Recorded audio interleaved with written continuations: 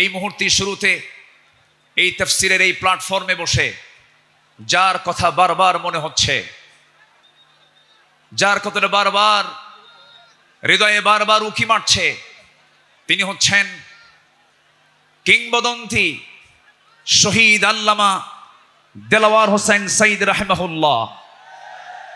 সম্মানিত ভাইয়েরা, 2009 সাল আমার জীবনের প্রথম হজ এবং 2009 সালে শহীদ আল্লামা দেলাওয়ার হোসেন সাইদি সাহেবের শেষ হজ। আরাফার ময়দান, মিনা, মুজদালিফায় বিভিন্ন জায়গায় একসঙ্গেই ছিলাম। এক পর্যায়ে আল্লামা সাইদ রাহিমাহুল্লাহকে প্রশ্ন করা হলো, দেশে মামলা হচ্ছে, ট্রাইব্যুনাল গঠন হচ্ছে, হুজুর আপনার এই মুহূর্তে দেশে ফেরত না যাওয়াই ভালো, আপনি থেকে যান। উনি মুচকি হাসি মেরে বললেন, আমার প্রিয় মাতৃভূমি, আমার দেশ বাংলাদেশ, আমার দেশের জনগণ মানবেতর জীবনযাপন করবে, কারারুদ্ধ থাকবে, জেল খাটবে, রক্ত ঝরাবে, আর সাইদি পালিয়ে বেড়াবে, বিদেশে থাকবে, এমন শিক্ষা আমার রাসূল দেন নাই। তিনি জেলকে, হামলা মামলাকে তোয়াক্কা না করে বীরের বেশে তিনি দেশে ফিরে এসেছেন। 2010 সালের 30 জুন তাকে অন্যায়ভাবে গ্রেফতার করা হয়। দীর্ঘ 13টা বছর অন্যায়ভাবে জেলখানায় আটকিয়ে রাখা হয়। এদেশের নির্যাতনের ইতিহাসে সবচাইতে, রিমান্ডের সবচাইতে বেশি নির্যাতন করা হয়েছে আমাদের আল্লামাকে। সম্মানিত ভাইয়েরা, শুধু এটাই শেষ নয়, শেষ পর্যন্ত 2023 সালের 13ই আগস্ট চিকিৎসার নাম করে সেই জায়গা থেকে, জেলখানা থেকে জোর করে সেখান থেকে বের করে হসপিটালে তাকে ষড়যন্ত্রের মধ্য দিয়ে ইমাম আবু হানিফার ওই একই পদ্ধতিতে বিষ প্রয়োগের মধ্য দিয়ে পয়জনিং করে তাকে শহীদ করা হয়েছে। আমরা তাফসীর মাহফিলের এই প্ল্যাটফর্ম থেকে, তারই তৈরি করা এই ময়দান থেকে স্পষ্টভাবে জানান দিতে চাই, অবিলম্বে আল্লামা সাইদির খুনি হত্যাকারীদের চূড়ান্ত শাস্তি নিশ্চিত করা হোক। রাজি আছেন কারা কারা? হাত উঁচু করে দেখান মুসলমান।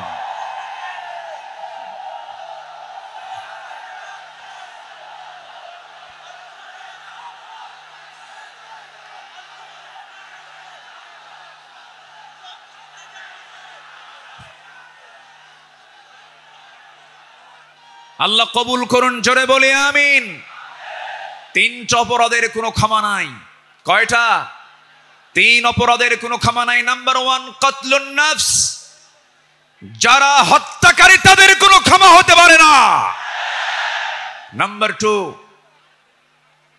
আশ-শাইখুজ জানি, যারা বুড়ো জেনাকার, যারা বুড়ো হওয়ার পরও যারা জেনা করে তাদের কোনো ক্ষমা নাই।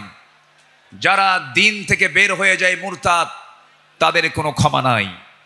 সম্মানিত ভাইয়েরা, সম্মানিত বন্ধুগণ, সম্মানিত উপস্থিতি, আজকের এই উপস্থিতি প্রমাণ করে আগামীর দেশ কোরআনের দেশ, আগামীর দেশ ইসলামের দেশ। আল্লাহ কবুল করুন, জোরে বলে আমিন, আরো জোরে আমিন। আমার পরে আমাদের সবার কলিজার টুকরা মাজলুম দেশে থাকতে পারেন নাই, অনেক জুলুম তার উপর করা হয়েছে। ডক্টর মিজানুর রহমান আজহারি হাফিজাহুল্লাহ আসবেন, কিন্তু এইরকম যদি আপনারা সাইড টক করেন, কথা বলেন, যদি আওয়াজ করেন, আলোচকের কানে যদি সাইড আওয়াজ যদি চলে আসে, আলোচনা কি ভালো হতে পারে? তাহলে এই বিষয়টি একটু খেয়াল করার আমি অনুরোধ করব, একটু মেহেরবানি করে, কোনো আওয়াজ না করে, মেহেরবানি করে যে যেখানে আছেন মনোযোগ দিয়ে আমরা কথাগুলো শুনবো। জোরে বলি ইনশাআল্লাহ। আমি আলোচনার সূচনায় কোরআনে কারীমের গুরুত্বপূর্ণ একটি সূরা সূরাতুল আহজাব থেকে আমি 4টি আয়াতে কারীম আমি তেলাওয়াত করেছি, যেখানে আমার নবীকে আল্লাহ তাআলা তার কিছু গুণগত দিক তুলে ধরেছেন। এই পৃথিবীতে যত নবী এসেছেন, সকল নবীর ভিতরে সবচাইতে বেশি সম্মানিত নবী হচ্ছেন মুহাম্মদুর রাসূলুল্লাহ। জোরে বলুন মুহাম্মদুর রাসূলুল্লাহ।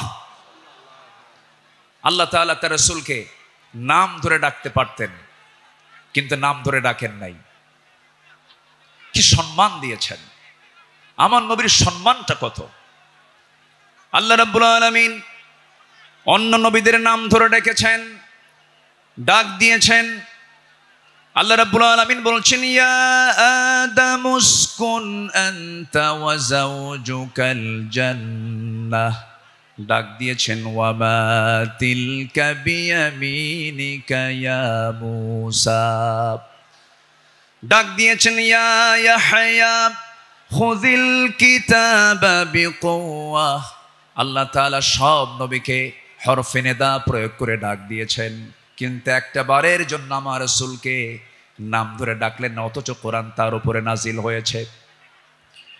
আল্লাহ রাব্বুল আলামিন যেখানেই তার নামটা নিয়েছেন, সেখানেই তার গুণটা বর্ণনা করেছেন।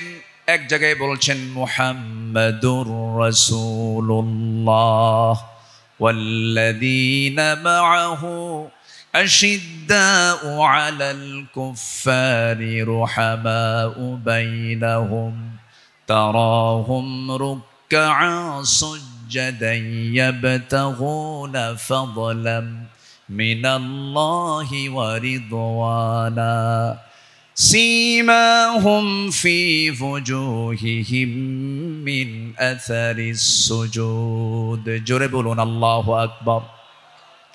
আরেক জায়গায় আল্লাহ রাব্বুল আলামিন তার নাম নিয়ে বলছেন, ওয়া মা মুহাম্মাদুন ইল্লা রাসূল ক্বাদ খালাত মিন ক্বাবলিহির রুসুল।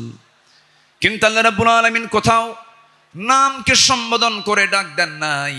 আরেক জায়গায় ডাক দিচ্ছেন, ইয়া আইয়ুহাল মুযাম্মিলু কুমিল লাইলা ইল্লা কালিলা নিসফাহু আও ইনকুস মিনহু কালিলা। আরেক জায়গায় ডাক দিচ্ছেন, ইয়া আইয়ুহাল মুদ্দাসসির কুম ফাআনযির ওয়া রাব্বাকা ফাকাব্বির ওয়া সিয়াবাকা ফাতাহহির। জোরে বলুন আল্লাহু আকবার। ঠিক এই জায়গায় আল্লাহ রাব্বুল আলামিন সূরাতুল আহজাবের 45 নম্বর আয়াত আল্লাহ রাব্বুল আলামিন তাকে কি সুন্দর করে ডাক দিচ্ছেন, ইয়া আইয়ুহান নাবিয়্যু ইন্না আরসালনাকা শাহিদাও ওয়া মুবাশশিরাও ওয়া নাযীরাও ওয়া দাঈয়ান ইলাল্লাহি বিইذনিহি ওয়া সিরাজাম মুনীরা। জোরে বলুন আল্লাহু আকবার। হে আমার নবী, আমি আপনাকে পাঠিয়েছি সাক্ষী করে, শাহিদ করে, মুবাশশির করে, সুসংবাদদাতা করে, ওয়া নাযীরা ভীতি প্রদর্শনকারী করে পাঠিয়েছি, এবং আল্লাহর পথে দায়ী করে পাঠিয়েছি। আমার আল্লাহ তাআলা আমার রাসূলকে এত সম্মান দিয়েছেন। দুঃখজনক হলো সত্য, বিগত 16 বছরে শুধু আলেমদের উপরে নির্যাতন হয়েছে তা নয়, আমার রাসূলকে নিয়ে বাজে কটূক্তি পর্যন্ত করা হয়েছে। ঠিক কিনা? রাসূলকে নিয়ে অনেক কটূক্তিও করেছে বিভিন্ন ব্লগাররা। আমার দেশে কিছু বুদ্ধিজীবী আছে যাদের কাজই হলো ইসলাম নিয়ে বাজে কথা বলা, রাসূলকে নিয়ে বাজে কথা বলা। রাসূলকে নিয়ে বলা হয়েছে, এমন ভাবে কথা বলা হয়েছে, রাসূল নাকি ছিলেন জেনাকার, রাসূলকে জঙ্গি মুহাম্মদ বলে গালি দিয়েছে। ওরা 16 বছর আমাদের তালিকা করেছে, আমরা এখন নাস্তিকদের তালিকা করতে চাই। কোন নাস্তিক কুলাঙ্গারের জন্য বাংলার জমিন আর হতে পারে না। সম্মানিত ভাইয়েরা, সম্মানিত বন্ধুগণ, আল্লামা সাঈদীর ফাঁসির রায় দিয়ে এক কুলাঙ্গার বিচারপতি, কি নাম? হ্যাঁ, মানিক, হ্যাঁ 2 বছর আগে, বছর 2 আগে আমার নামেও তালিকা করেছিল, 116 জন আলেমের তালিকা করেছিল। 2 বছর পার হয় নাই, আল্লাহ তাআলা তার উপযুক্ত জবাব দিয়ে দিয়েছেন। ছাত্র বৈষম্য বিরোধী আন্দোলনে যারা অগ্রণী ভূমিকা পালন করেছেন তাদের জন্য দোয়া করতেই হয়। সম্মানিত ভাইয়েরা, এই পেকুয়ার মাটিতে চট্টগ্রাম বিভাগের প্রথম শহীদ হয়েছে এই চট্টগ্রামের এই পেকুয়ার সন্তান শহীদ অসীম। শহীদ অসীমের বাবা আছে কিনা জানি না। তাদের রক্তের বিনিময়ে, তাদের ত্যাগের বিনিময়ে এই বিজয় এসেছে। যুবকরা, তোমরা কোনো আদর্শ লালন করতে যাবে না। যুবকরা, তোমরা বিজয় পেয়েছো, এই বিজয়কে ধরে রাখার জন্য একটা আদর্শ লালন করতে হবে, সেটা হচ্ছে মুহাম্মদ সাল্লাল্লাহু আলাইহি ওয়াসাল্লাম। তাহলেই সফল হবে।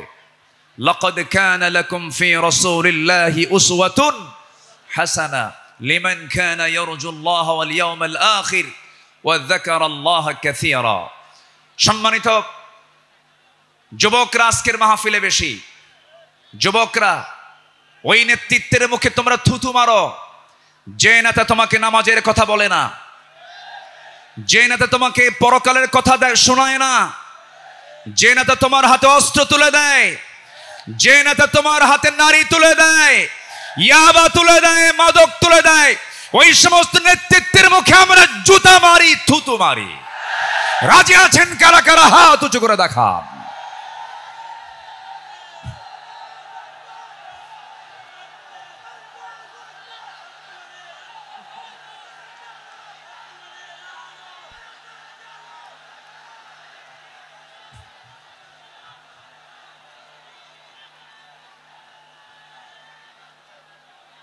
আল্লাহ কবুল করুন, জোরে বলি আল্লাহুম্মা আমিন।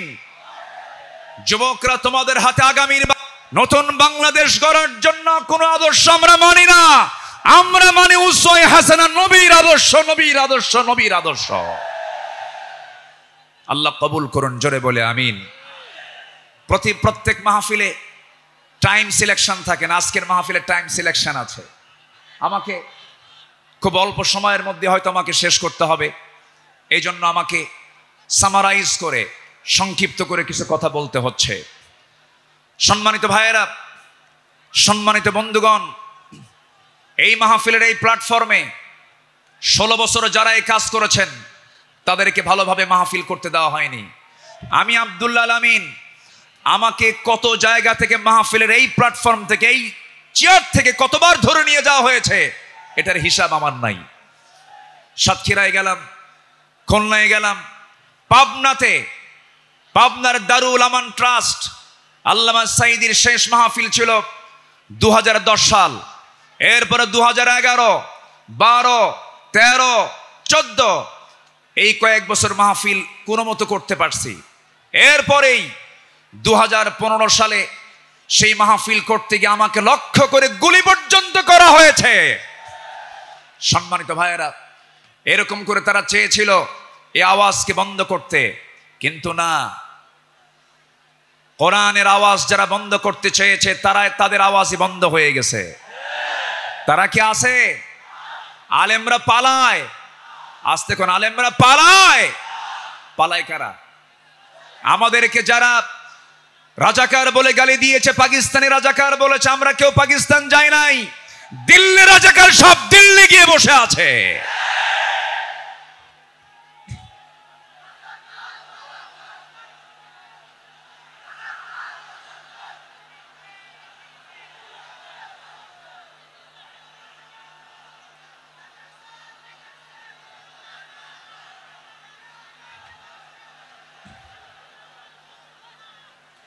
সম্মানিত হাজিরিন, সম্মানিত ভাইয়েরা, তাহলে আমাদের আদর্শ, আমাদের চেতনা, আমাদের মূল নেতা একজন, তিনি হচ্ছেন মুহাম্মদুর রাসূলুল্লাহ। মুহাম্মদুর রাসূলুল্লাহ, রাসূলকে আমরা মানবো এক জায়গায় না সব জায়গায়? আসতে বলবেন না, এক জায়গায় না সব জায়গায়? সব জায়গায়। রসুলকে নামাজে মানবেন, রসুলকে রোজায় মানবেন, রসুলকে দাড়িতে মানবেন, রসুলকে মিষ্টি খাওয়াতে মানবেন, রসুলকে আপনি উহুদে মানবেন না, রক্ত ঝরাতে মানবেন না, দাঁত ভাঙবেন না, রাষ্ট্র পরিচালনায় রসুলকে মানবেন না, আপনি উম্মত নন, আপনি ভণ্ড, আপনি প্রতারক। রসুলকে সব জায়গায় মানতে হবে, তিনি আমার মডেল। আল্লাহ তাআলা আমাকেই শুধুমাত্র সেই নেতৃত্ব মানতে দিয়েছেন, মানার জন্য অর্ডার দিয়েছেন, তিনি হচ্ছেন মুহাম্মদ সাল্লাল্লাহু। ঘটনা কি এখানে কি হয়েছে শোনা যায় না নাকি? কোনো সমস্যা, কোনো অসুবিধা নেই তো? বলি আলহামদুলিল্লাহ। কিন্তু এই সাইডটা কন্ট্রোল হচ্ছে না। নিজামি কোথায়? এই সাইডটা আওয়াজ হচ্ছে বারবার। মেহেরবানি কোনো কথা না বলি, মেহেরবানি করে এই সাইডটা একটু বন্ধ রাখুন, আওয়াজটা বন্ধ রাখুন। সম্মানিত ভাইয়েরা, সম্মানিত বন্ধুগণ, একটু আমার দিকে তাকান। সম্মানিত ভাইয়েরা, রাসূলুল্লাহর আদর্শ কেমন ছিল? আমার নবীজির চারিত্রিক সনদ পৃথিবীর কোনো একাডেমি দেয়নি। আমার নবীজির চারিত্রিক সনদের সার্টিফিকেট দিয়েছেন স্বয়ং কে? আসতে বলবেন না, তিনি কে? আল্লাহ তাআলা। আল্লাহ রাব্বুল আলামিন তার শানে বলেছেন, ওয়া ইন্নাকা লাআলা খুলুকিন আযীম ফাসাতুবসিরু ওয়া ইউবসিরুন। আমার বন্ধুগণ, রসুলকে যখন মক্কার কাফের মুশরিকরা নানাভাবে কটূক্তি করা শুরু করে দিল, কেউ বলল লেস কাটা, কেউ বলল নির্বংশ, কেউ বলল নতুন ধর্মের প্রবর্তক, রসুল কিনে আজে বাজে কথা যখন বলা শুরু হয়ে গেল, আমার নবীর শানে আল্লাহ রাব্বুল আলামিন সূরা কালাম নাজিল করে সব সুস্পষ্ট জানায় দিলেন, হে রাসূল, আপনাকে যে যা বলে বলুক, কোনো হতাশ হবেন না, কোনো চিন্তা করবেন না, আপনি হলেন সুমহান চরিত্রের অধিকারী। জোরে বলি সুবহানাল্লাহ। রাসূলকে উপহার দিলেন সূরা কাউসার। যারা পারেন ঠোঁট মিলিয়ে বলুন, ইন্না আ'তাইনাকাল কাউসার ফাসাল্লি লিরাব্বিকা ওয়ানহার ইন্না শানিআকা হুয়াল আবতার। হে রাসূল, আমি আপনাকে হাউজে কাউসার দান করেছি, অতএব আপনি নামাজ পড়ুন, আপনি কোরবানি করুন। যারা বলবে লেস কাটা, তারাই হলো প্রকৃত লেস কাটা। আমাদেরকে কত গালি দিয়েছে। 2013 সালে আমার একটা মাহফিল রাজশাহীতে, আমাকে ওসি মহোদয় ফোন দিয়ে বলে, আপনি আসবেন না, আপনি রাজাকার। বললাম, আপনি আমাকে রাজাকার বলেন, আপনি কি আমাকে চিনেন? কে? শুনেছি। বললাম, 1971 সালে তো আমার মায়েরই বিয়ে হয় নাই। 71 সালের ঘটনা, 1971 সালের ঘটনা। সাক্ষীর জন্ম হলো 76। সাক্ষীর জন্ম কি? 76। তাহলে এই সাক্ষী 71-এর ঘটনা দেখলো কেমনে? রুহের জগৎ থেকে দেখছে। এইরকম করে মিথ্যাচার করে তারা চালিয়েছিল 16 বছর। ফেরাউন পৃথিবীতে বেঁচে ছিল হলো 1600 বছর, এরা ছিল 16 বছর। সংখ্যার যে মিল হলো কেমনে বুঝলাম না। একটা সংখ্যার মিল আছে না? নাই। চরিত্রেরও মিল আছে। ফেরাউনের একটাই সমস্যা ছিল, সেটা হলো আমাকে ক্ষমতায় থাকতেই হবে, প্রয়োজনে আমার মানুষ দরকার নেই, মেরে শেষ করে দেবে। ইযাববিহুনা আবনাআকুম ওয়া ইস্তাহয়ুনা নিসাআকুম। ফেরাউন কি করেছিল? জীবিত মায়ের পেট চিরে ছেলে সন্তানগুলোকে হত্যা করেছিল। এই পৃথিবীতে হত্যা রাজনীতি, ক্ষমতাকে পাকাপোক্ত করার জন্য হত্যা রাজনীতি প্রথম শুরু করেছিল ফেরাউন। আর যারা পৃথিবীতে হত্যা রাজনীতি করে তারা সবগুলো ফেরাউনদের প্রেতাত্মা। ফেরাউনকে আমরা বিদায় জানিয়ে দিয়েছি। সেদিন এক মাহফিলে বললাম এই কথা, একজন সামনে থেকে দাঁড়ানো, হুজুর ওটা ছিল পুরুষ ফেরাউন আর আমাদের দেশেরটা ছিল হলো লেডিস ফেরাউন। সম্মানিত ভাইয়েরা, আমার নবীজির যে আদর্শের দিকগুলো আমি আলোচনা করতে চাচ্ছি, নাম্বার 2 হচ্ছে আমার নবী হচ্ছেন 1 নম্বর বিশ্ব শ্রেষ্ঠ চরিত্রের তিনি অধিকারী। নাম্বার 2 হলো আমার নবীজির সালাত ছিল সবার চাইতে কম না বেশি? তিনি সেজদা দিয়েছেন কম না বেশি? সবচেয়ে বেশি সেজদা দিয়েছেন মুহাম্মদুর রাসূলুল্লাহ। মুহাম্মদুর রাসূলুল্লাহ তিনি বলেছেন ওয়াজুইলা কুররাতু আইনি ফিস সালাহ, রাসূলের কাছে নামাজ ছিল হলো চক্ষু শীতলকারী। নাসাই শরীফের হাদিস। সম্মানিত ভাইয়েরা, আমার নবীজির নামাজ ছিল অনেক লম্বা। তিনি যখন নামাজে দাঁড়িয়ে পড়তেন লম্বা সময় নিয়ে নামাজ পড়তেন। সেজদায় যখন যেতেন তার চোখের পানি এত পড়তো যায় নামাজ ভিজে যেত। এবং তিনি যখন কাঁদতেন হাদিসে এসেছে তার কান্নাটার আওয়াজ এমন হতো চুলার উপরে পানি গরম দিলে যেমন টকবকের একটা আওয়াজ হয়, আমার নবীজি যখন কাঁদতেন তখন টকবক করা পানির মতো আওয়াজ হতো আমার নবীজির মুখ থেকে। তিনি এত কাঁদতেন, অথচ তার জীবনের কোনো গুনাহ ছিল না। তিনি কাঁদতেন অঝরে ঝাড়ায়, সেজদায় পড়ে পড়ে ঘন্টার পরে ঘন্টা। কোন এক রাতের আধারে আমার নবীজি সেজদায় পড়ে কাঁদতেছেন, পাশে বসে আছেন আম্মা জান আয়েশা সিদ্দিকা রাদিয়াল্লাহু তাআলা আনহা। আমার নবীজি লম্বা সময় সেজদার মধ্যে পড়ে আছেন, তিনি সেজদা থেকে মাথা ওঠান না। নবীজির কোনো আওয়াজ নাই, নবীজির কোনো শব্দ নাই।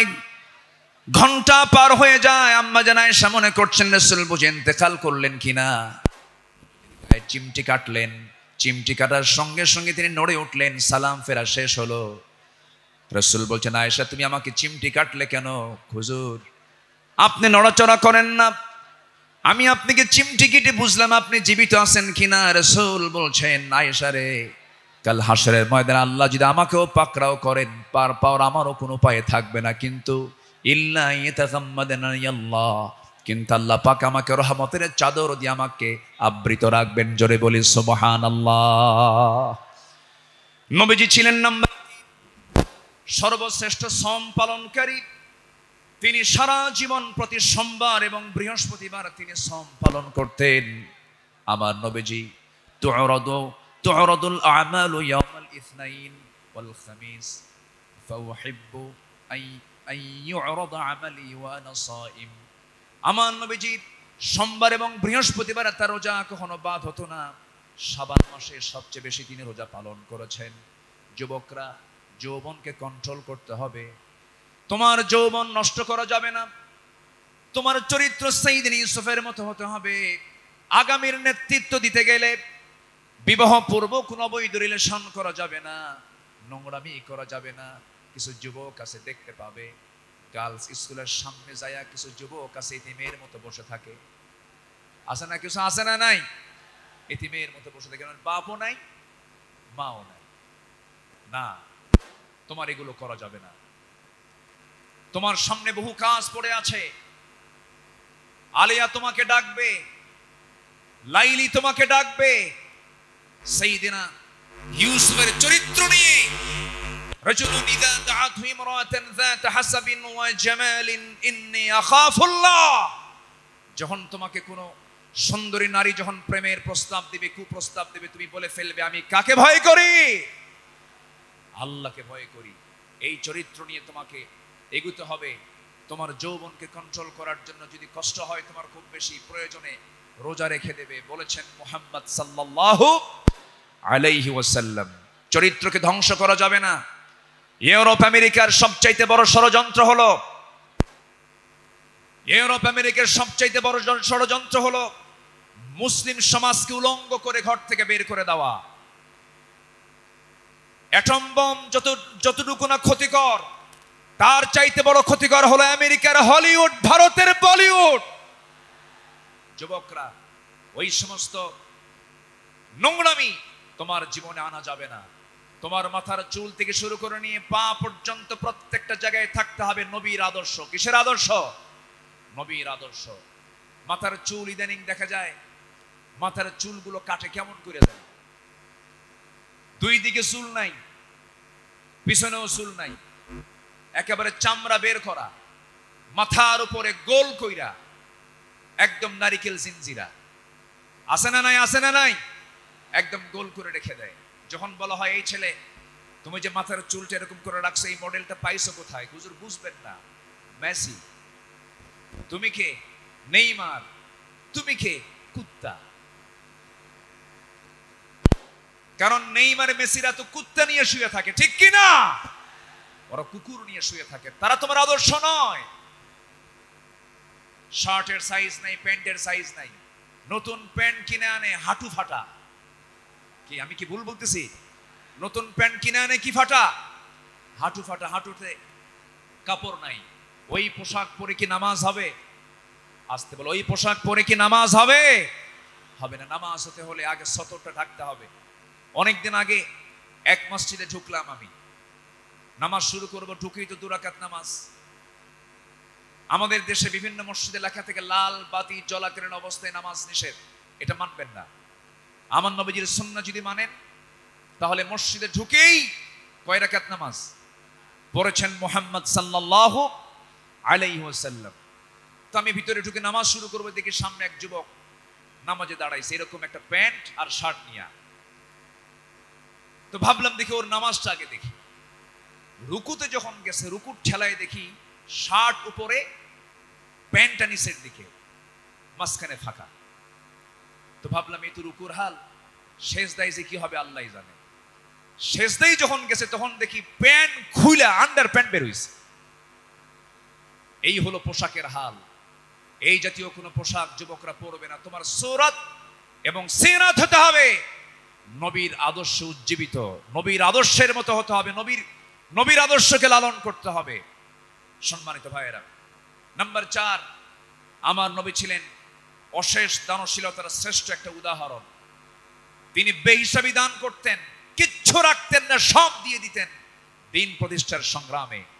রাসূল যেদিন মারা যাবেন, আমার নবীজির ইন্তেকালের সময় হয়ে গেল, নবীজি দুনিয়া থেকে বিদায় নেবেন। আম্মা জান আয়েশার উরুর উপরে মাথা রেখেছেন। নবীজি যে কোনো মুহূর্তে দুনিয়া থেকে বিদায় নেবেন। এমন সময় বলছেন, আয়েশা রে, আমি মনে হয় দুনিয়া থেকে বিদায় নেব, আমার মনে হয় বিদায় লগনটা চলে আসছে, যে কোনো মুহূর্তে মালাকুল মউত চলে আসবে। দেখো তো আমার ঘরের মধ্যে কোনো কিছু আছে নাকি। গোটা ঘর তালাশ করে কয়েকটা স্বর্ণের টুকরা বের হলো। আমার নবীজি হাতের তালুতে নিয়ে বললেন, আয়েশা, এতটুকুন সম্পদ আমি রাখতে চাই না, এতটুকুন সম্পদ আমি একামতে দিনের কাজে আমি দান করে দুনিয়া থেকে বিদায় হতে চাই। আমার নবীজি 2 হাতে দান করেছেন। নাম্বার 5 হলো পৃথিবীর সবচাইতে শ্রেষ্ঠ সৎ প্রেমময় এবং সৎ ন্যায়পরায়ণ স্বামী ছিলেন। আম্মা জান আয়েশা বলেন, রাসূল আমাকে এত পরিমাণ ভালোবেসেছেন। রাসূল বলেছেন, শরীর খাবার যেমন শ্রেষ্ঠ, আমার স্ত্রী হলো সবার মধ্যে শ্রেষ্ঠ। আমি আয়েশাকে দারুণ ভালোবাসি। আমার নবীজি একজন আদর্শ স্বামী ছিলেন, শ্রেষ্ঠ স্বামী ছিলেন। আমার নবীজির চারিত্রিক গুণ নিয়ে যদি আমরা আলোচনা করতে যাই, গোটা রাতেও শেষ হবে না, কেউ কোনোদিন শেষও করতে পারবে না। কারণ তার চারিত্রিক সনদ আল্লাহ পাক নিজে দিয়েছেন। আর তার চরিত্র হলো কানা খুলুকুহুল কোরআন, তার চরিত্রই হলো কোরআনে কারীম। জোরে বলি সুবহানাল্লাহ। আমার নবী নাম্বার 6, তিনি ছিলেন একজন অলংকারিত শ্রেষ্ঠ বাবা। এমন বাবা পৃথিবীতে আর খুঁজে পাওয়া যাবে না। রাসূল 4 মেয়ের বাপ ছিলেন। কয় মেয়ের বাপ ছিলেন বলেন? আস্তে কয় মেয়ের বাপ ছিলেন? আল্লাহ পাক আমাকেও আপনাদের দোয়ায় 4টা মেয়ের বাবা আমাকে বানিয়েছেন। এত আস্তে আলহামদুলিল্লাহ বললেন, বিয়ে কি আপনি দিবেন নাকি?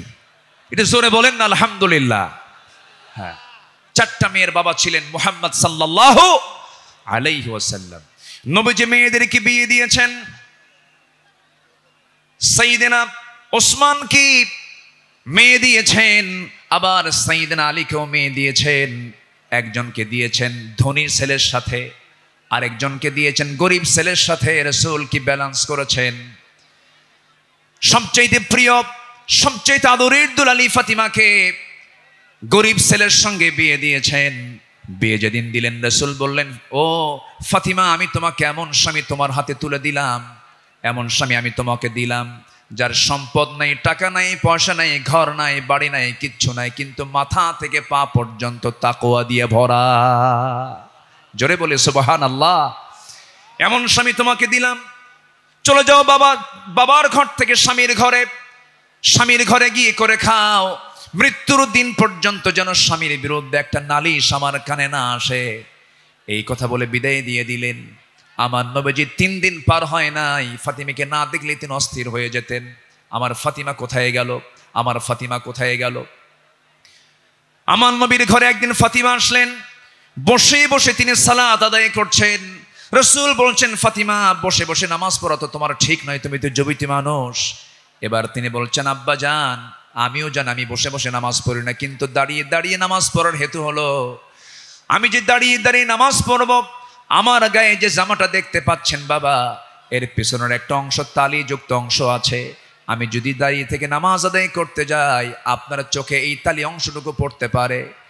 আপনি হয়তো আমার স্বামীর ব্যাপারে নেগেটিভ সেন্স আনতে পারেন, আহারে আমার মেয়ে কালি কাপড়ে কষ্ট দেয়, আমার স্বামীর এতটুকুন দুর্নাম প্রকাশ পেয়ে যাক, আমি এটা চাই নাই বলে আমি বসে বসে নামাজ আদায় করছি। জোরে বলি সুবহানাল্লাহ। এবং মেয়েকে বিয়ে দিয়ে বললেন, ও আমার মেয়ে ফাতিমা, স্বামীর ঘরে চলে যাও, মৃত্যুর দিন পর্যন্ত যেন স্বামীর বিরুদ্ধে একটা নালিশ যেন আমার কানে না আসে। সংসার করে খাও, বিয়ের পরে বাবার ঘরের চাইতে শ্রেষ্ঠ ঘর হলো স্বামীর ঘর, স্বামীর ঘরে করে খাও। কিন্তু আজকের বাপরা কি তা কয়? আজকের বাপরা কি কয় জানেন? মেয়ে বিয়ে দিয়ে কয়, মা চলে যা স্বামীর ঘরে, যদি কিছু বলে শুধু ফোন দিবি, খাইয়া ফালামো। ঠিক আছে না? না, এই আচরণ করা ঠিক নয়। আমার নবীজি একদিন বসে আছেন, ফাতিমা রাদিয়াল্লাহু তাআলা আনহা তিনি তার আব্বার সঙ্গে দেখা করার জন্য আসছেন। এসে বলছেন, আব্বা আপনি হলেন রাষ্ট্রপ্রধান, আপনি যা বলবেন তাই হয়ে যাবে। আমি অভিযোগ নিয়ে আসি না, স্বামীর সঙ্গে পরামর্শ করে এসেছি। আমরা যে ঘরে থাকি ভাড়ার ঘর, মেঝেটা কাঁচা, গায়ে পায়ে কাপড়ে ময়লা লেগে যায়। আপনার 2টা নাতি হাসান হোসাইন, এদেরকে নিয়ে আমি সামলাতে পারি না। দেখুন তো একটা খাদেম নিযুক্ত করা যায় নাকি, একটা কাজের মানুষ নিযুক্ত করা যায় নাকি। আমার রাসূল বলছেন, ও আমার কলিজার টুকরা মেয়ে ফাতিমা, দিকে আসো। তোমার বাবা তার নিজের কাপড় নিজে ধৌত করে, নিজের ঘর নিজে ঝাড় দেয়।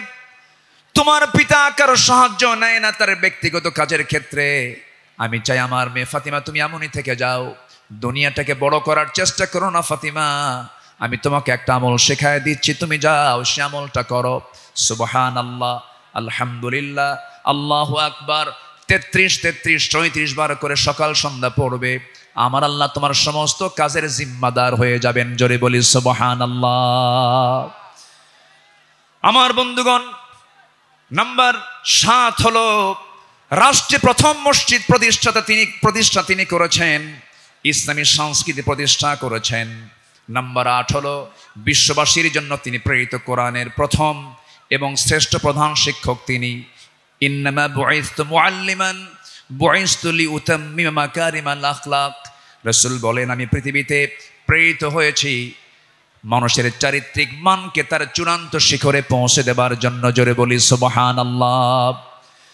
নাম্বার 9 হলো যুদ্ধের ময়দানে তিনি ছিলেন অগ্রগামী, সাহসী একজন নেতা। বদর, উহুদ, খন্দক এই সমস্ত যুদ্ধ তার প্রমাণ। প্রতিটা যুদ্ধে আমার নবী সবার পেছনে না সবার আগে, সবার পেছনে না সবার আগে, সবার আগে। সবচেয়ে মার খেয়েছেন উহুদের ময়দানে, সবচাইতে বেশি রক্ত ঝরিয়েছেন মুহাম্মদুর রাসূলুল্লাহ, মুহাম্মদুর রাসূলুল্লাহ সাল্লাল্লাহু আলাইহি ওয়াসাল্লাম। নাম্বার 10, সময় তো অল্প, আমাকে সংক্ষিপ্ত করে বলতে হচ্ছে। নাম্বার 10, সর্বদা তওবার জন্য অস্থির চিত্তের অধিকারী, অস্থির মনের অধিকারী। সর্বদা তিনি তওবা করতেন এবং তিনি বলতেন, তুবু ইলাল্লাহ ফাইন্নী আতুবু ফিল ইয়াউমি 100 মাররা। ও আমার সাহাবীরা, তোমরা বেশি করে তওবা করো, আমি বিশ্বনবী সারাদিনে 100 বারেরও বেশি বার তওবা করি। আল্লাহু আকবার। এই আমলগুলো আল্লাহ পাক সবাইকে করার তৌফিক দান করুন। জোরে বলি আমিন।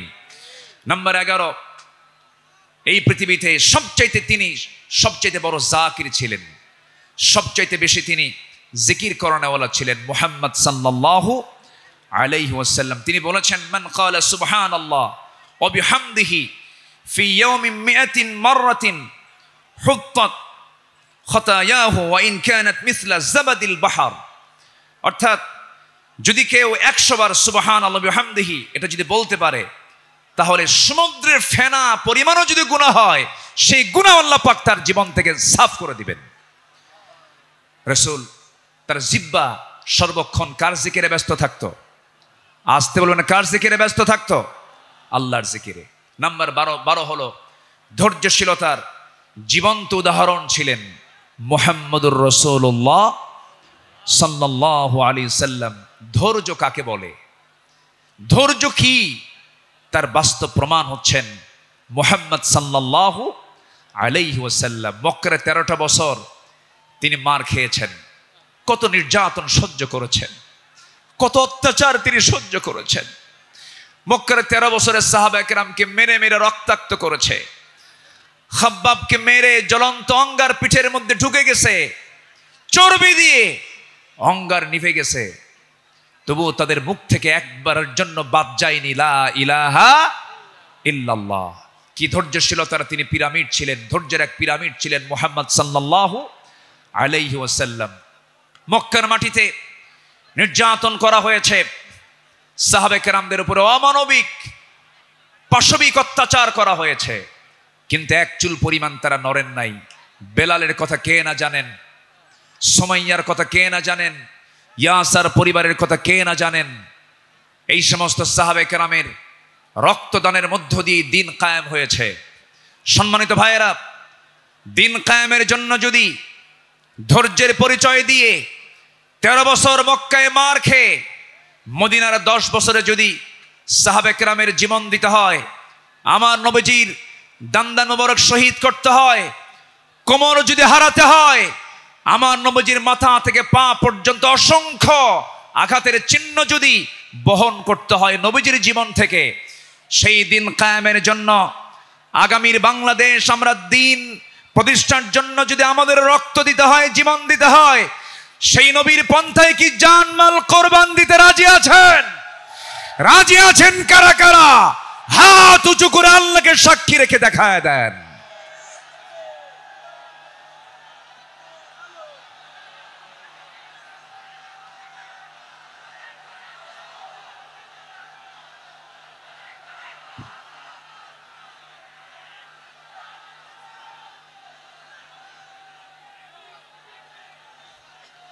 আল্লাহ কবুল করুন, জোরে বলে আমিন, আরো জোরে আমিন।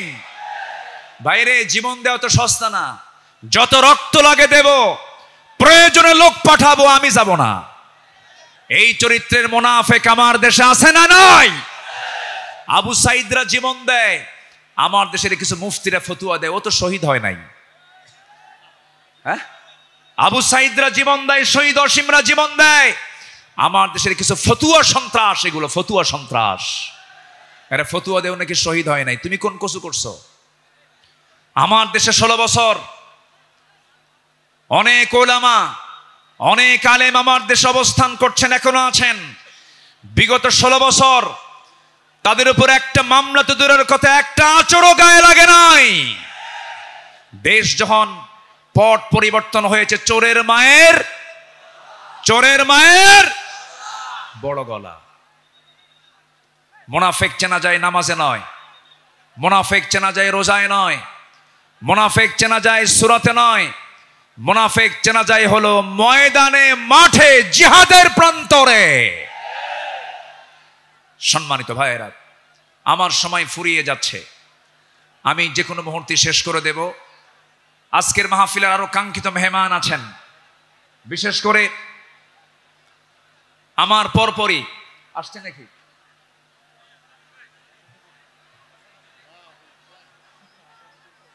হ্যাঁ, আচ্ছা জি।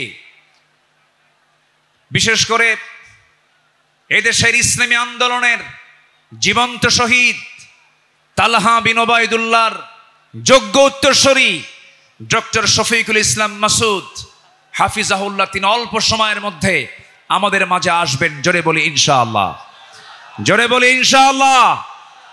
তার বয়ান ছিল মাগরিবের পরে, উনি আসতে একটু পথে জ্যামের কারণে দেরি হচ্ছে বিধায় আমি আগেই উঠেছি। উনি ওনার তেজোদ্দীপ্ত হৃদয়ের খোরাক আপনাদের জুটাবেন। জোরে বলি ইনশাআল্লাহ, আরো জোরে বলি ইনশাআল্লাহ।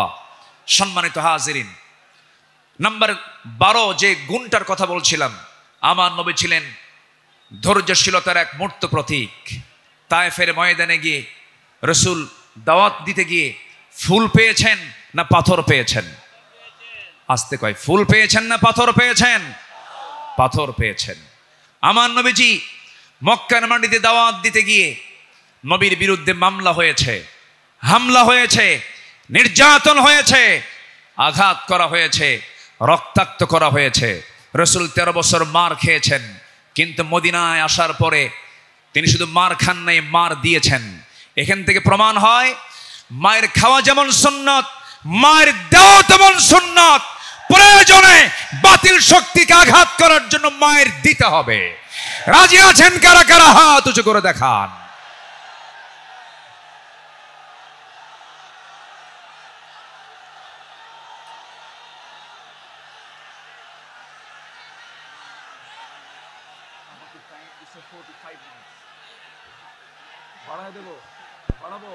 আচ্ছা,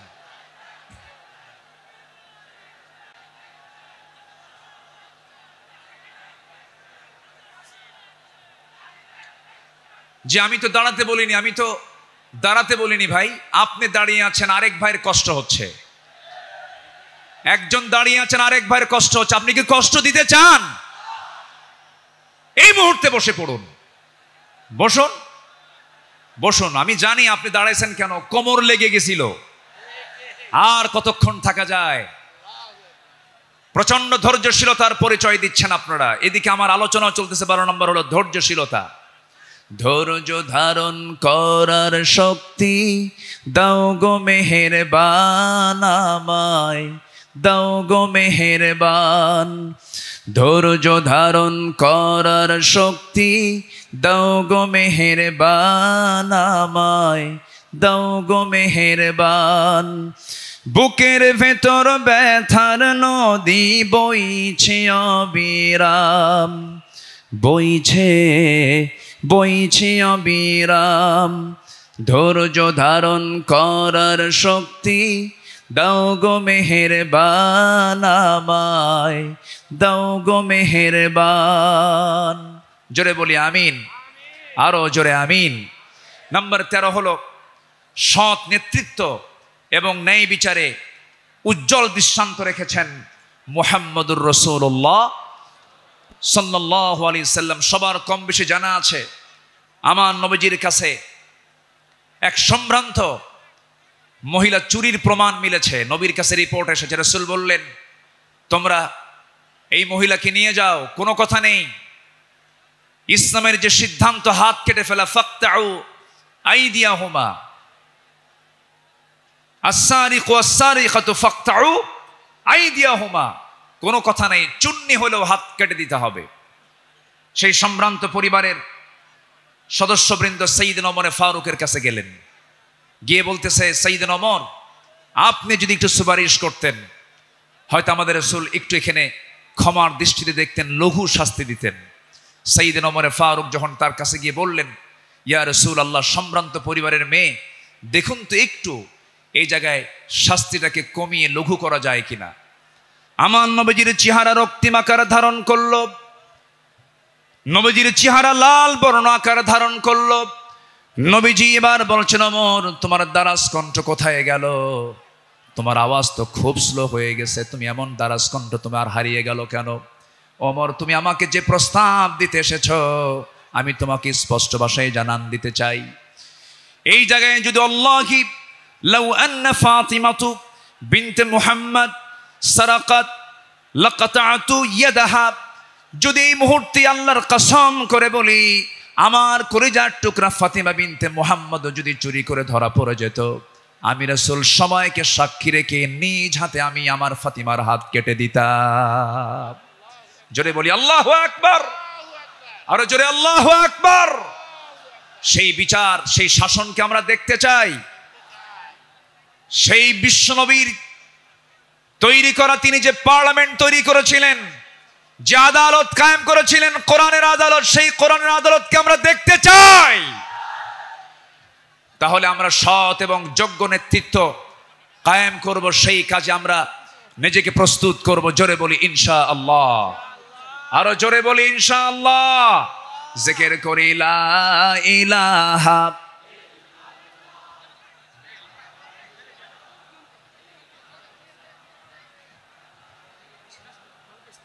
আসছে আরো জোরে লা ইলাহা, আরো জোরে সুবহানাল্লাহ ওয়ালহামদুলিল্লাহ, লা ইলাহা ইল্লাল্লাহ মুহাম্মাদুর রাসূলুল্লাহ সাল্লাল্লাহু। সবার কাছে দোয়া চাই, সবাইকে আমার জন্য দোয়া করবেন। সবার কাছে দোয়া আছে, সবার জন্য দোয়া করে আমি এখানে শেষ করছি। সুবহানাকাল্লাহুম্মা ওয়া বিহামদিকা আশহাদু আল লা ইলাহা ইল্লা আনতা আস্তাগফিরুকা ওয়া আতুবু ইলাইক। আসসালামু আলাইকুম।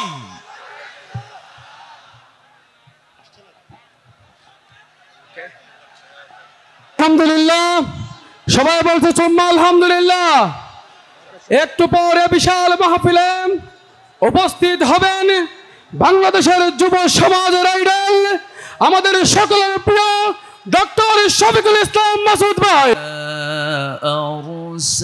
আরসালনাকা শাহিদান ওয়া মুবাশশিরান ওয়া নাযীরা।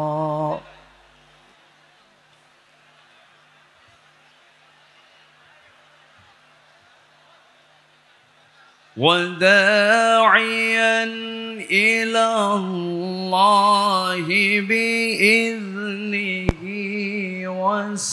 وسراجا منيرا.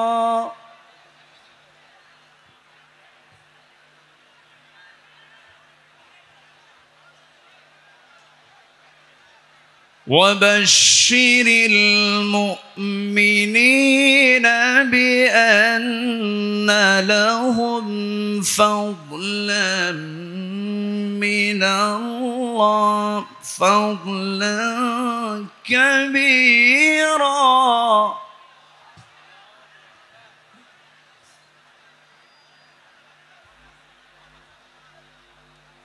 وبشر المؤمنين بأن لهم من الله فضلا كبيرا.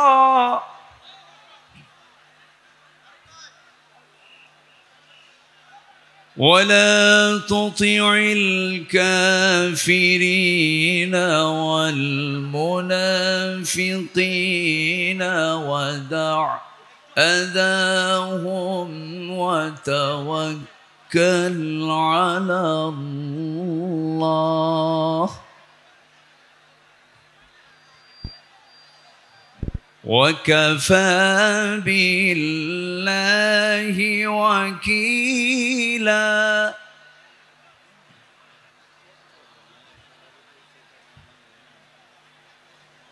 الله أكبر. بسم الله الرحمن الرحيم.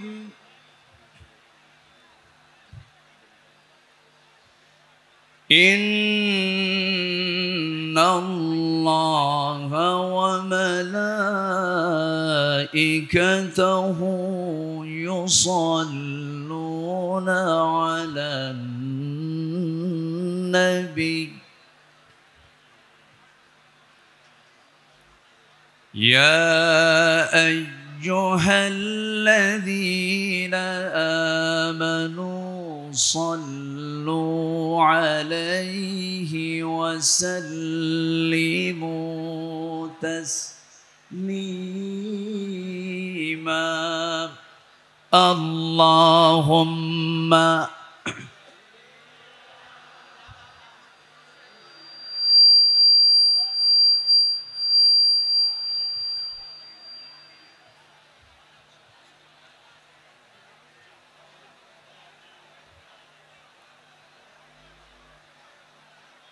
সবাই বলুন বালাগাল উলা বিকামালিহি কাশাফাত তুজা বিজামালিহি হাসনাত জামিউ খিসালিহি সাল্লু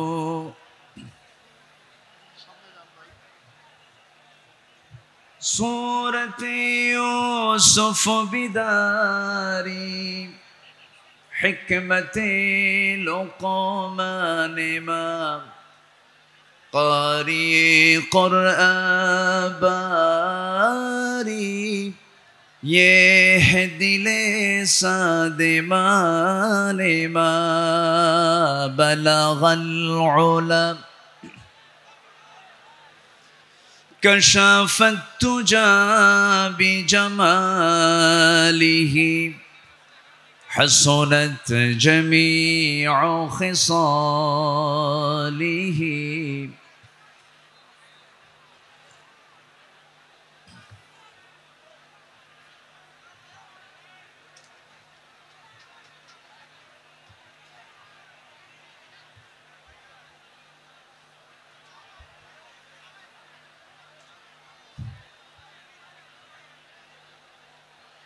প্রাকৃতিক সৌন্দর্যের অপরূপ লীলাভূমি কক্সবাজার জেলার পেকুয়া উপজেলার মরহুম মাওলানা শহীদুল্লাহ স্মৃতি সংসদ পেকুয়া সমাজ উন্নয়ন পরিষদ কর্তৃক আয়োজিত অষ্টম বার্ষিকী তাফসীরুল কোরআন মাহফিল 2024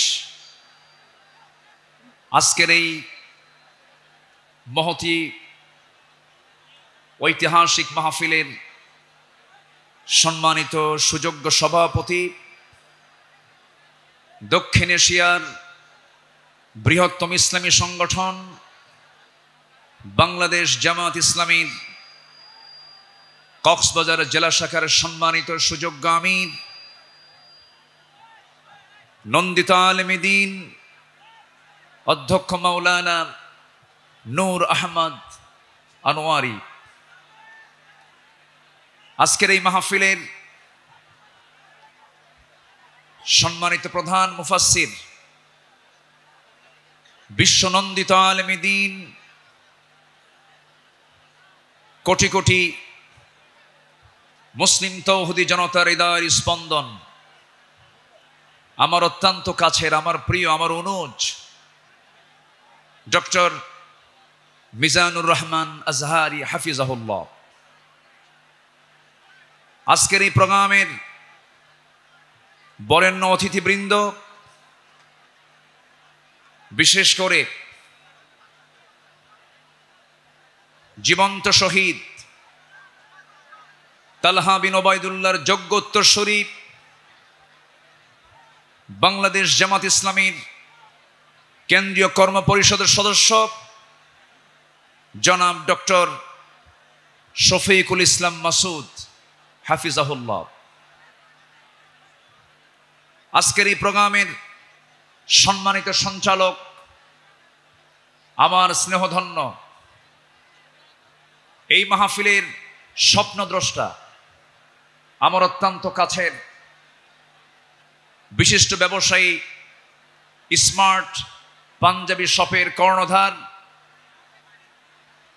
মোহাম্মদ নিয়ামতুল্লাহ নিজামী উপস্থিত হাজারাত উলামায়ে কেরাম ফদলা ইজাম সুশীল সমাজ জাতির শ্রেষ্ঠ সন্তান শিক্ষক মণ্ডলী জাতির বিবেক সাংবাদিক বৃন্দ প্রশাসনের দায়িত্ব নিয়োজিত কর্মকর্তা বৃন্দ সামনে উপস্থিত দূরে কাছের বিভিন্ন স্থান থেকে ছুটে আসা কালেমার ঝান্ডাবাহী তৌহিদের পতাকাবাহী দ্বীন ইসলামের নরসারদুল বীর মুজাহিদ প্রাণ প্রিয় সম্মানিত দ্বীনি ভাইরা আড়ালে বসে আছেন সম্মানিত মা বোনেরা আলোচনার সূচনায় আনুষ্ঠানিকতার মধ্য দিয়ে আমার পক্ষ থেকে আবারও দিল খোলা সালাম, আসসালামু আলাইকুম ওয়া রাহমাতুল্লাহি ওয়া বারাকাতুহু। মহান রব্বে করিমের শুকরিয়া আদায় করছি যে মহান আল্লাহ সুবহানাহু ওয়া তাআলা একটি অনুকূল পরিবেশ তৈরির মধ্য দিয়ে তাফসীর মাহফিলের সেই হারানো চিত্র আমরা আবার ফেরত পেয়েছি। সেই মহান রব্বে করিমের দরবারে আমরা সবাই লাখ কোটি শুকর আদায় করি। জোরালো কণ্ঠে সমস্বরে আওয়াজ দিয়ে একযোগে বলে উঠছি আলহামদুলিল্লাহ। জোরে বলি আলহামদুলিল্লাহ। সবাই বলছে আল্লাহুম্মা ইন্নী আসআলুকা আল হুদা ওয়াত তুকা ওয়াল আফাফা ওয়াল গিনা। আমরা মহান রবের শুকর আদায় করে নিলাম।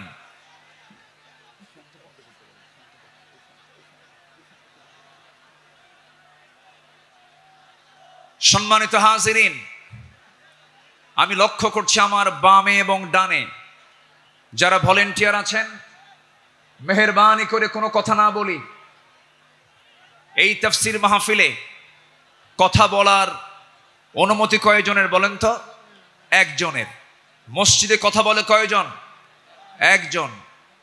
যদি আপনিও কথা বলেন তাহলে মাহফিল আর মাহফিল থাকবে না, মাহফিল বাজার হয়ে যাবে। এই জন্য আমি সবার কাছে করজনে মিনতি জানাই, তাফসীর মাহফিলে এসে যদি আপনি শৃঙ্খলা ভঙ্গের যদি মামলা খান আল্লাহর আদালতে, তাহলে কিন্তু বড় বেকায়দা হয়ে যাবে। মেহেরবানি করে যদি দেখতে না পান, হৃদয়ের চোখে অনুভব করুন, দেখুন, কোনো কথা না বলি, মেহেরবানি করে আলোচনার দিকে আমরা মনোনিবেশ দেই। আল্লাহ পাক এই মাহফিলকে সফলভাবে আল্লাহ তাআলা যেন মাহফিল কমিটি করতে পারেন, আমরা যেন করতে পারি, সেই তৌফিক মহান রব্বে করিম আমাদেরকে দান করুন। জোরে বলি আল্লাহুম্মা আমিন। সম্মানিত ভাইয়েরা, আজকে 2024 সাল। এই প্রোগ্রাম শুরু হয়েছে 2017 সাল থেকে। এই মাহফিলের শুরু থেকে নিয়ামতুল্লাহ নিজামী এই আয়োজন করে যাচ্ছেন। আল্লাহ তাআলা এই মাহফিলের সঙ্গে যারা সম্পৃক্ত ছিলেন, ইতিমধ্যে যিনি আমাদের মুরব্বী এম নিয়ামতুল্লাহ নিজামীর শ্রদ্ধেয় পিতা, আমাদের সকলের মুরব্বী মরহুম মাওলানা শহীদুল্লাহ রাহিমাহুল্লাহ, তিনি ইন্তেকাল করেছেন। আমরা তার জন্য দোয়া করি আল্লাহ রাব্বুল আলামিন তার কবরটাকে জান্নাতের টুকরা বানায় দেন। জোরে বলি আল্লাহুম্মা আমিন। সম্মানিত উপস্থিতি, এই সাইডে এত কথা হয় কেন? কোনো কথা বলা যাবে না তো? একটু মেহেরবানি করে আমরা, হ্যাঁ, একটু মেহেরবানি করে, পিছনে এলইডি আছে, প্রজেক্টর আছে, আপনি দেখতে পাবেন। মেহেরবানি করে মাহফিলের সৌন্দর্য রক্ষার দায়িত্ব একার না সবার? সবার। মেহেরবানি করে ডান পাশের আওয়াজটা মেহেরবানি করে বন্ধ করুন প্লিজ। আমার দিকে এখন তাকান। সম্মানিত দ্বীনি ভাইরা, সম্মানিত বন্ধুগণ, এই কোরআনের মাহফিলের এই সৌন্দর্য ওরা মুছে দিতে চেয়েছিল, একটা মহল ধ্বংস করতে চেয়েছিল। যেখানেই মাহফিল সেখানেই তারা বাধার সৃষ্টি করেছিল, যেখানেই মাহফিল সেখানেই তারা বিভিন্ন নানা ষড়যন্ত্র সৃষ্টি করেছিল। অসংখ্য আলেমকে বিগত 16 বছর অন্যায়ভাবে গ্রেফতার করে জেলখানা আটকে রেখে তাদের বাক শক্তিকে রুদ্ধ করে রেখেছিল। সম্মানিত ভাইয়েরা, আমরা সেই পরিবেশ আবারও ফিরে পেয়েছি। বলি আলহামদুলিল্লাহ।